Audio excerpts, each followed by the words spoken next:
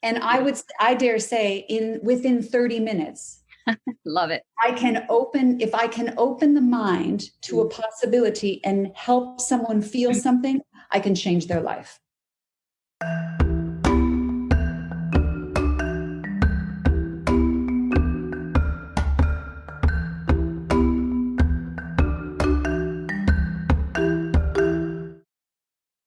Hello and welcome to Self Talk. I'm Rachel Astarte. Today I have as a guest on the podcast, Debra Lynn. She is an author, a professional singer, a vocal instructor who uses wisdom gleaned from a lifelong spiritual journey to activate the authentic voice, both within and without. Thank you for being on the show, Debra. Oh, I'm so glad to be with you today, Rachel. Thank you for having me. My pleasure. So let's get started. What got you into your field? What was your calling? Well, the singing aspect of my life started really young. And to some degree, the conflict with my parents was the trigger. Mm-hmm. At 7, we were in the car driving down to Maryland, and I was obviously singing something not on the radio. And they were like, be quiet. And that message of silence yourself very young sort of caused, this kind of constriction to come to my body. And I knew I was going to be a singer. So that was the moment of choice. And then I literally stayed that commitment for a very long time to get there. Wow. It took me 30 years from the moment I decided to the moment I was a professional. Wow. And what was that journey like for you? Where did you train, or how did you train? What kind of music do you like to sing? What did you study? Well, it's interesting. It's kind of a combo of both the pragmatic and the spiritual, right? The sort of this weaving in and out of the guidance of that. In terms of the pragmatic part, I was inspired by a teacher sort of in my mid-teens. I sang in performance quite young. I was actually active at 11 singing, and recognized that the voice that I had been given was impacting my audience even at the age of 11. Wow. So I just kind of was guided to teachers, but then I faced into enormous disappointment as I was right before going into college. I was in a bad car accident that impacted my face. Wow. I still kept driving towards this voice. Like, it doesn't matter. I'm going to fight anything that happens and try to get to where I'm supposed to go. Mm-hmm. So I had great teachers. A lot of my degree is in voice performance from university. And then again, sort of pressed on with relationship of, no, you can't be a singer. You're not supposed to be a singer. And I was like, well, yes, I'm meant to be a singer. I'm going to be a singer.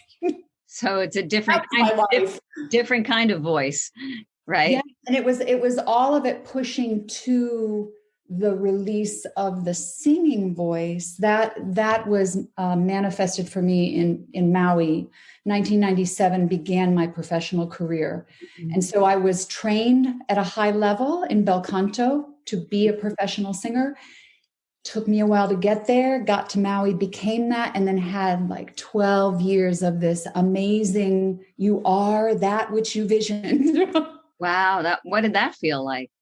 The first time I stood on a stage in Maui, I was at there's a theater there called the Arts and Cultural Center, the Castle Theater. It's quite large, 1,200 seats. It has the capacity in that house to be both acoustic and natural, like amplified. You could do it either way. Mm-hmm. And so I was standing on the stage in an unamplified environment with a symphony and a chorus, singing for the first time professionally as a soloist. And I just remember feeling this profound spiritual gratitude moment of, wow, that I kind of landed. Yeah. And then it launched from there. Yeah. What a beautiful, we could spend a half an hour talking about that feeling, right? When you're in alignment with your purpose.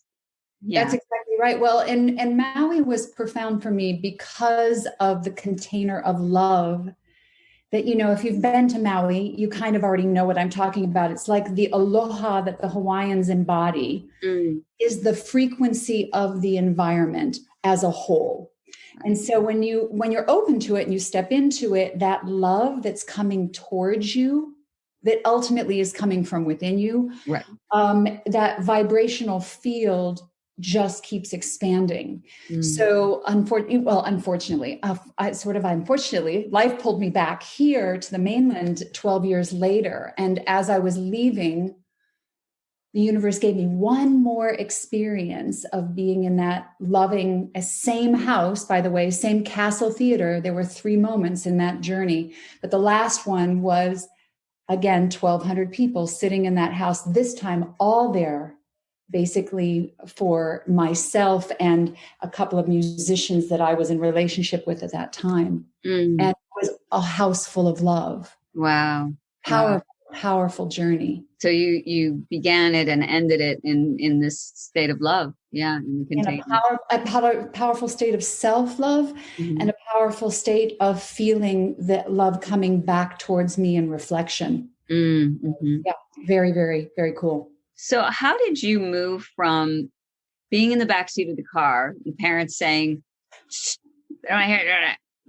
to having this conviction that, maybe pushed against what society might have expected from you, or certainly your parents had expected from you? I mean, maybe they got in line with it eventually, but what do you think is the part of you that said, keep going? I have to say that from a very, very early age, I had inner awareness of, we'll call them spiritual experiences. I had prophetic type dreams very young. I connected with spirit very young because I was growing up in an alcoholic, dysfunctional, codependent, really intense, emotionally abusive container. I wasn't physically abused, but there was an enormous amount of emotional pressure. Because of that, I turned inward very, very, very young and started trusting in guidance that was coming to me as early as probably 5, 6, 7. And so whatever I was seeing externally was always secondary to what I was hearing internally. This, in reflection, to have been that young and accessing this, to me, is a miracle. Yeah. What sort of guidance were you receiving? What sort of messages were you, I guess message is a good word. Were you receiving at such a young age that gave you that strength? Well, like why trust that voice and not the outer world voice for you? Right. Like, how did I actually even get there? The very first message that came through was actually a little bit disturbing. And I talk about it in my new book, in Divine Mirror. It's sort of a pivotal moment where I had a prophetic dream very, very young of what I would come to feel was an image of Jesus, but at the time didn't really have any kind of way of defining what that masculine presence was. I was in the dream watching little tiny men with knives attacking a human heart. And this presence of the divine sort of standing by, maintaining this sacred space. I walked through that journey, in my own opinion, through my life and the experiences, sort of the little men and the breaking of the heart, the constant kind of like this. So as I sang, as I connected with what was this sort of vibrational love coming through me, it kept sort of, as I sang, and now I kind of understand the neural pathway piece of this, but as I sang, I lifted. As I sang, I felt love. As I sang, I heard God. As I sang, I felt angelic presence. I would say it just kept weaving back and forth, and I'd keep having these sort of negative experiences, and I would weave back internally into that song. Okay, beautiful. It was quite beautiful and quite intense. Yeah. And, to have an image like that, we think about the Sacred Heart of Jesus as well, that this, to have that kind of image at such a young age and not be completely destroyed by it, but rather lifted, in one way or another, whether you understood it or not. But then to trust that inner voice or that inner guidance as to pull you along your path is really, really powerful. So, and you talk a little bit about how to balance your spiritual journey, how to be in alignment with your highest self. And what does that mean to you, to be in alignment with your highest self? Well, as we were just finishing and you were just saying, the moment of awareness that came to me that I think led me into that kind of juxtaposition between both was the moment that I made the internal decision that who I was and what I was here for was to give, not to get. And that I was, and it wasn't like a emptying where you have nothing kind of giving. It was kind of the giving that I think you talk about in your writing, where it's more this endless source of energy. Right. Well, I was 11. I was 11 when I had that connection, right? So it's like somehow my highest self was connecting with me. And I became aware of it because of the trauma in my life. I turned to that which I could connect, which reflected more of a feeling of peacefulness, if you will. Yeah. So that authentic voice internally just kept having more and more strength. And I stopped participating more and more with the external world that felt illusory. Yeah. Interesting. And then Maui sort of then brought that home, where I was starting to see, okay, here's what the world is telling me is truth. Here's what I'm feeling is truth. And it just kept balancing more towards what I feel internally as truth. What were some external truths that were being thrust upon you that you had to come to terms with? A lot of the self-worth pieces. You're not beautiful. I had 3 marriages, 3 what I will say ultimately were destructive relationships, where I just stepped into my patterning at such a deep level that the person I was with was reflecting sort of the really shadowy, dark elements that I had been sort of in the container of, not thinking I had taken them on, thinking I'd sort of gotten a free pass. Yep, I'm past this. Yep. No, right, but no, not so much. It really was that idea that I said to you before we started. This idea of a rosy stem of the wooden stem of a rose is wood, and this idea that I kept having to push through it. So the reflection would be, low self-worth, you're unattractive, you have no value here. There's nothing important that you have to contribute to the conversation. Your voice doesn't matter. Right. Over and over and over again. Wow. And I just kept singing. Yeah. And making your voice literally matter. That's correct. And that's exhausting. To have to deal with that, all the time, really draining.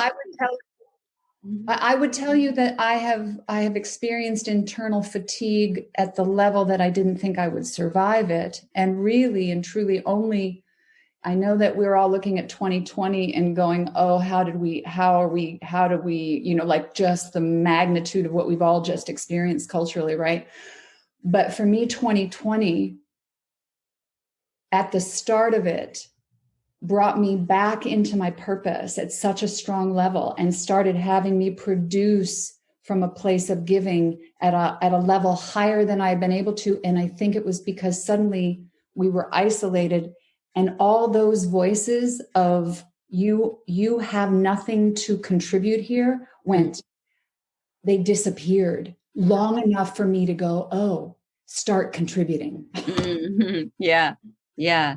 It's amazing that you were able to lean on that and trust that voice, but you'd had years of practice, because I'm going to go out on a limb here. It didn't let you down. right? That is correct. And that's something that comes up in the podcasts and in sessions with my patients. How do we know that the authentic voice, or how do we know that the voice inside is authentic? How do we know what's our highest self? And that's a great question. I'd love to hear from you, your perspective on how do we know who our highest self is when we don't really know who we are, you know?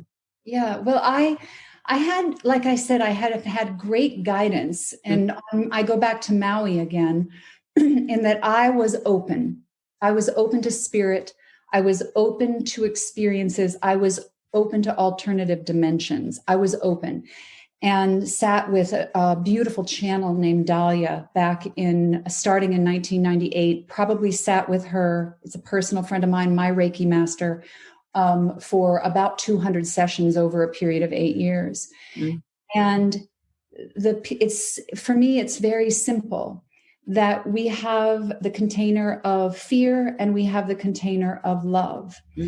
And if in any given moment we are resonating within the container of fear, we are out of alignment with our authentic self. Right. And as soon as we come back into the container of love, which will feel much more self-nurturing, much more peaceful, much more joyful, much more hopeful. All of the positive, what we'll consider positive, higher frequency attributes will all show up when we're in authenticity. Yeah. So I completely agree with that assessment. And here's something that happens when you have a voice, or the voice in your head is telling you of your unworthiness and your ugliness, and you have no purpose. And and you're looking, okay, container of fear, container of love. I feel better in the love container. I feel like, oh, all of a sudden I can breathe.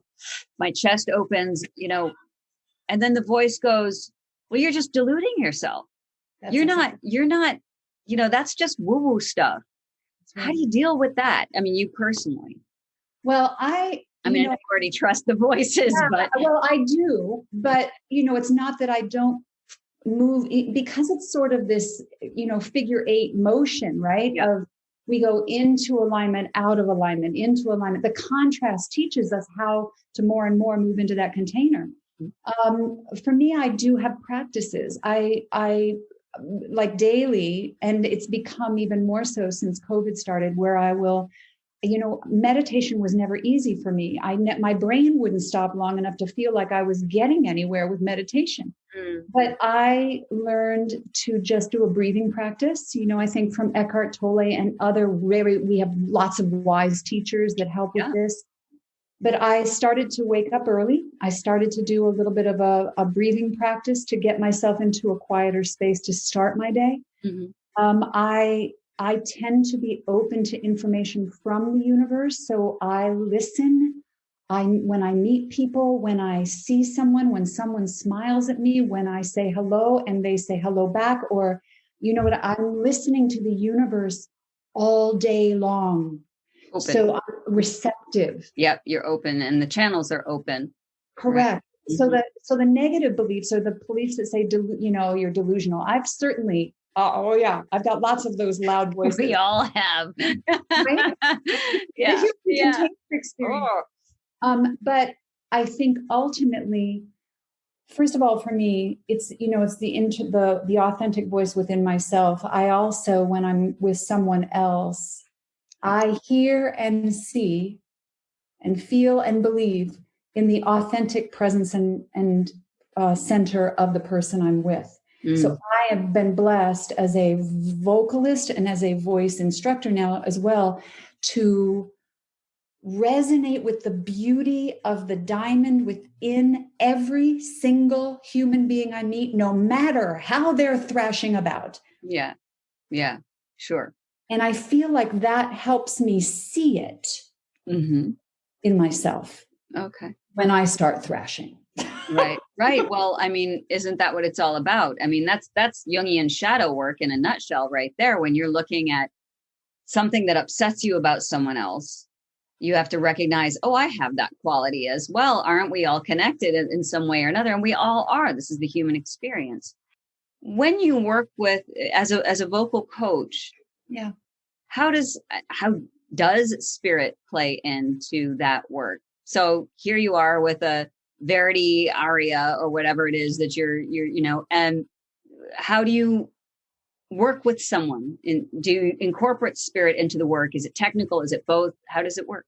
Yeah, it's both. Now, what's interesting is that, again, as we are in the middle of this paradigm shifting reality, the work I do is paradigm shifting. So I was very blessed in my journey to find this bel canto teacher. He was my last teacher. Mm-hmm. What did he do? Well, he was my Olympic coach to profession. I got to my professional career after 10,000 hours of practicing these mechanics, got there. Mm-hmm. But what I didn't realize is that what he was giving me and what I got from learning how to be this high-level singer were the tools that were going to help me help others. Mm. And my body functions completely differently than any other singer I know. Mm. And I'm constantly in a container of going, okay, this is how this mechanic works. This is we think air moves through us and we make sound. For example, it's just a little example. Okay, so what if we just become a cello? What if we just become an open instrument? What if everything important that we're doing is internal? Now it's spiritual. There isn't anything but what's within. And we control the mechanism from within with no outward focus and with no outward movement. Mm-hmm. It changes the entire world of the singer. So, but the spiritual side for me with people is that I already know everyone can do it. So no matter what. Just going to ask you that question. You read my mind. Like, can everyone, could you teach anyone to sing? Anyone. And I dare say within 30 minutes. Love it. If I can open the mind to a possibility and help someone feel something, I can change their life. Wow. So and potentially I'm one of the only people on the planet right now that's body's functioning like a singer from 1800 who at that time would be singing very differently than the singers we hear today. Okay. What's the main difference between the two? Bel canto was the fundamental Italian understanding of singing. Right. And the Italians understand something profound that we haven't, in my experience, embodied within the container of the United States, unless you've gotten very lucky and you've got a teacher that gets this, that the Italians basically hold the air back. Mm. And in any situation that I'm functioning where I'm meeting singers that have been trained or that are struggling or that have, their idea is that they're supposed to breathe in and move the air out. And as soon as you go past this little gate, the vocal folds that are a half an inch long and a fingernail's width wide, and this membrane that's controlling basically air pressure, as soon as we realize that we all do the mechanics I understand every single day when we walk around and we're breathing involuntarily and we don't have any consciousness of air movement. Wow. Wow. That's the mechanics I sit on. Mm-hmm. So it's profound because for me, it is a continuation of my spiritual work. Mm-hmm. If I can empower someone to whether it's singing and speaking, whether it's just for the first time they are willing to be heard in the world. Mm-hmm.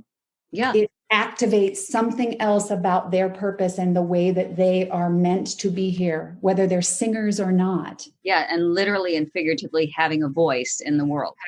Yeah. And working with the throat chakra and this is creativity and our life breath comes from here. Yeah. That's such a beautiful focus. And it's so delicate and so gentle and so easy to get the mechanism to cooperate.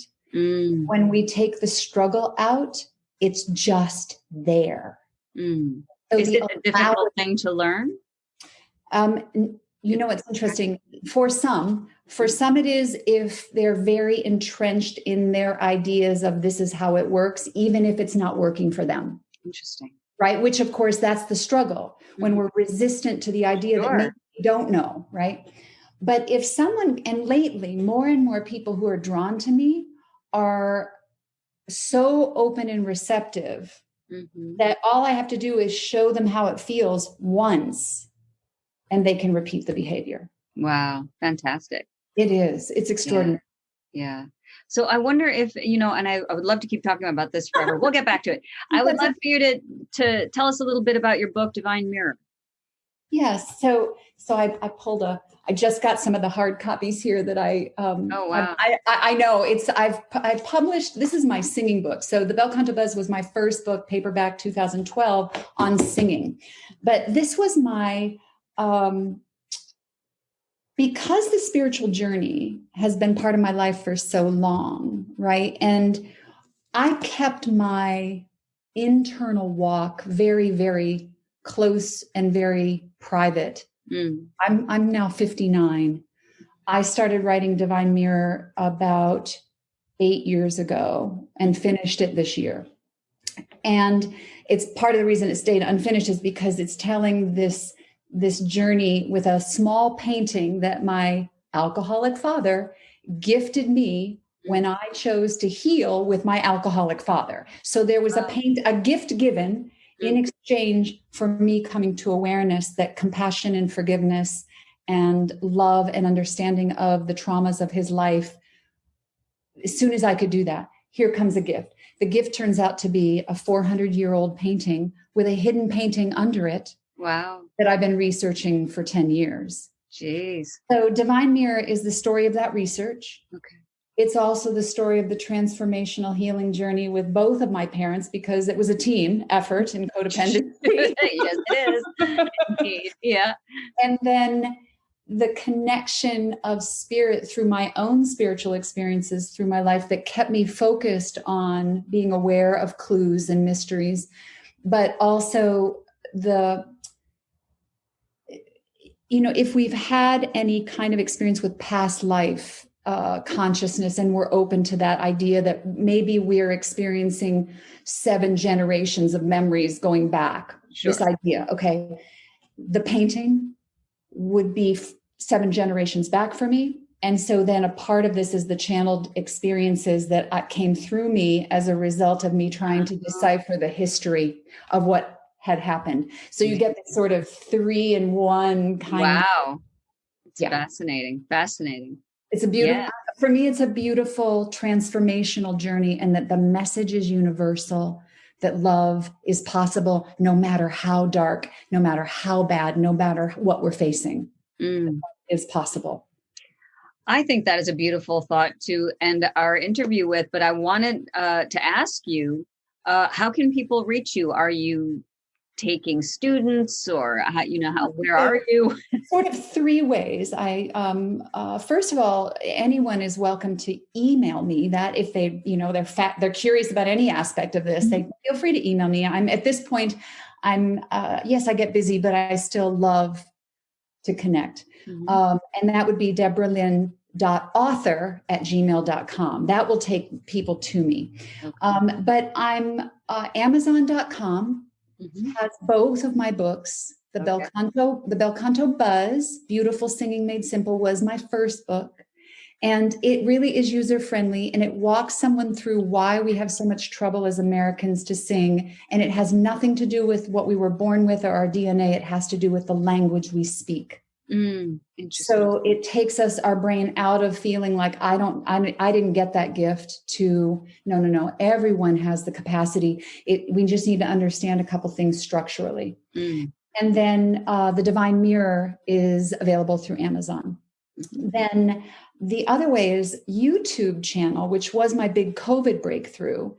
If folks go to my channel, Debra Lynn Bel Canto, all one word, they'll find 2 things that might be helpful to them in these times. One is there's a series I created called The Magic of You, which will walk anyone through these mechanics and let them sort of just in the privacy of their own home, kind of like, because they're going to be terrified initially, especially if they think they can't sing, right? Right. Then there's also performances on there, and various things that people can dig, but there's performances of me singing on Maui. I just put one up that's a historic one that I feel like maybe will help people lift their hearts in these times to hear the sound. And it's just the beauty of life, even though overshadowed at times, is still the beauty of life. Yeah. So that's Debra Lynn Belcanto, Belcanto. That's right. And on YouTube, and they can find you. And it's Lynn. I will post this in our notes so people can have the links and the information there too.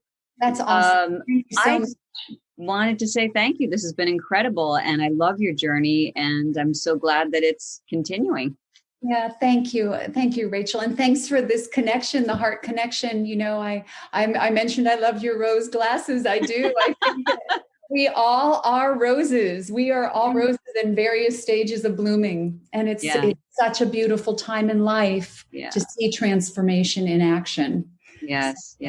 Well, thank you so much, Debra.